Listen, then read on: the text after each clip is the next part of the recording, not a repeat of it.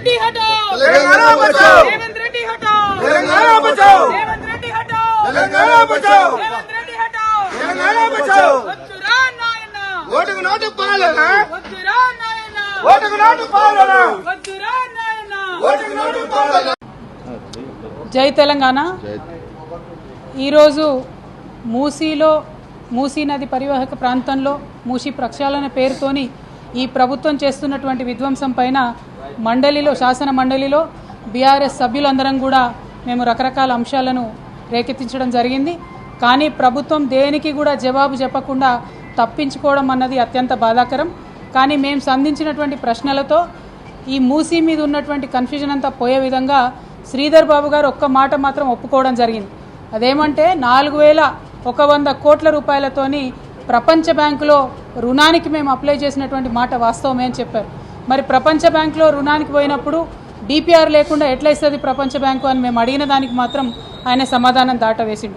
ఇవాళ ప్రజలుగా మనందరం ఆలోచించుకోవాలి। ఒక చిన్న బైక్ లోన్కి పోతే కూడా 100 కాగితాలు అడుగుతారు। 4100 కోట్ల రుణాలు ప్రపంచ బ్యాంకు నుంచి అడిగినప్పుడు మరి డిపిఆర్ లేకుండా ప్రపంచ బ్యాంక్ ఇస్తుందా? మరి ప్రభుత్వం ఇవాళ శాసన మండలిలో శాసనసభలో తప్పుడు సమాధానాలు ఇచ్చి సమాజాన్ని తప్పుదోవ పట్టించేటటువంటి ప్రయత్నం చేస్తూ ఉంది। దీన్ని మేము తీవ్రంగా ఖండిస్తూ ఉన్నాం। మీరు ఏదైతే మూసీ నది ప్రక్షాళన కోసం బీఆర్ఎస్ పార్టీ ఎన్నడూ కూడా వ్యతిరేకం కాదు, కానీ ఒక ప్రణాళికబద్ధంగా స్టేజ్ వైజ్గా ప్రక్షాళన చేయాలని బీఆర్ఎస్ పార్టీ భావించింది। అందుకే మొదటగా ఎస్టీపీలు కట్టి ముందు వాటర్ క్లీన్ చేసి తర్వాత అక్కడ ఉన్నటువంటి ప్రజలు వారి అవసరాలు ఆలోచన చేసుకొని వారిని రీహాబిలిటేషన్ చేసిన తర్వాత ఏమన్నా కార్యక్రమాలు చేయాలనుకున్నారు। మొత్తం డీటెయిల్గా రీసెర్చ్ చేసినాక 7000 పైచిలకు మంది ఇండ్లు పోతున్నాయంటే కేసీఆర్ గారు ఆ ప్రాజెక్టు జోలికి పోలేదు।